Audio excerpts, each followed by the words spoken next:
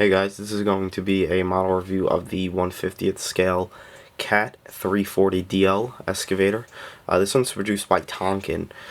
If you are familiar with my older reviews, you would know, or even my older collection, I've never actually had an excavator made by Tonkin. And for the first time owning one, I am very impressed.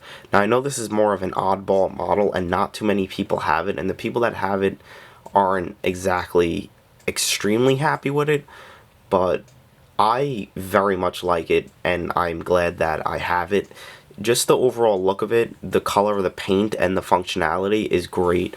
So to start off, I'll go over the functionality of it. The undercarriage spins 360.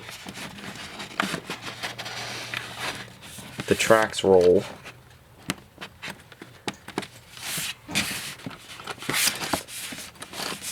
There's also a tensioner in the undercarriage, so you can slack the tracks. Now, the stick, which is actually pretty long for a model. I haven't seen a model with, well, I shouldn't say that, but usually it would be a little bit shorter. I like that a lot. It reminds me of like a sewer machine. The stick folds in very far, as you could see, and it also goes out very far, which I like a lot. The bucket, showing it with the stick straight, will come back that far, which is great because even if you curl the machine in all the way, it sits very nicely. And it also folds very far back, so you could set it up on a low boy and it will sit perfectly on a low boy, which again is great about it. I really like that a lot. The boom will raise to a very high height, and it will also go very deep. So the functionality of it is great. I absolutely love how well the model does function, and just that is awesome about it. Now, the undercarriage does seem to be more of a, sort of say, a high walker undercarriage that you would see like on a forestry machine, and I do believe that is because, and don't quote me, they use this on the 568 Forester model that they make. Again, don't quote me, but I'm almost positive that's why. Now, if we look closely at the undercarriage, the pads are double grouser pads, which that's why I'm mostly going with that it actually is a undercarriage from the forestry machine, because on a machine of this size you would normally have triple grouser pads, but you can see they are very, very detailed, and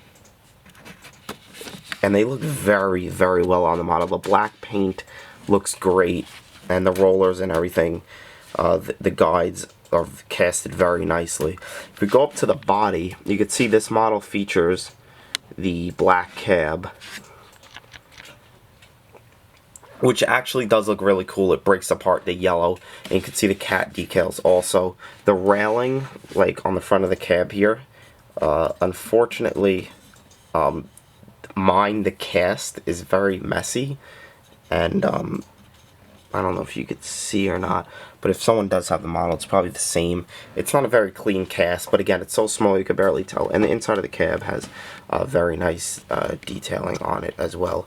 You can see it also has a mirror, which is plastic. The body doesn't have the most detail, unfortunately. As you can see, it is just flat up top with the lines in it to show the separation of the panels. So there's not really much detail up top. It is very flat.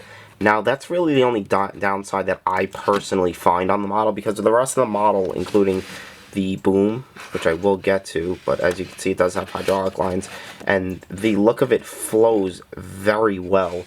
And then you hit the top over here, and it just looks very flat, you know, because it is. The black vents up here, as you could see, they look very well. They look very good, I should say. This piece is plastic, which that is why it can achieve such fine detail. The vents as you could see right there. The counterweight, I should say, excuse me, is a typical, you know, D-series counterweight. It's like you see on the Northscott 330. It would be cool if it had little lifting eyes on it. Unfortunately, it doesn't. And when you come to the right side of the model, you can see again, it is pretty plain over here, and it has the, what is to believe, metal handrail here and the plastic mirror. You can see, luckily, we did get the little fuel cap there, which is black, but again, also as you can see, it is very plain and flat. Coming over here, all the hydraulic line leads, they all lead to the pump down there. That does look very good. Like I said about the boom looks great. You can see the hydraulic lines running up the back of it. They're not the most detailed or the most or the easiest on the eyes, so to say, but they look good and they go well with the model. If they could have achieved the look and the detail they could have did on the, like they did on the boom and the stick on the top of the body and the undercarriage and even the cab, this model to me would be a lot better. Again, it's not, I'm not taking away from it, to be honest with you. I would never tell someone not to buy it because of the detail on the body, but a little bit extra would have made it very, very spectacular, especially with the functions. Now, going up the rest of the boom, as you can see, the pins are painted here.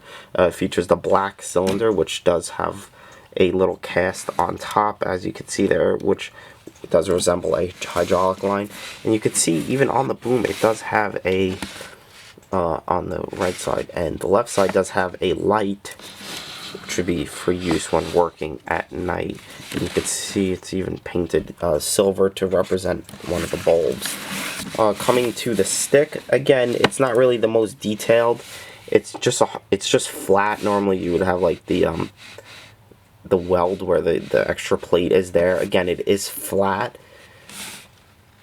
but it doesn't really take away from the model unless you're really trying to nitpick it. Coming down to the bucket, I really like the bucket on this model. It's a very, very large bucket.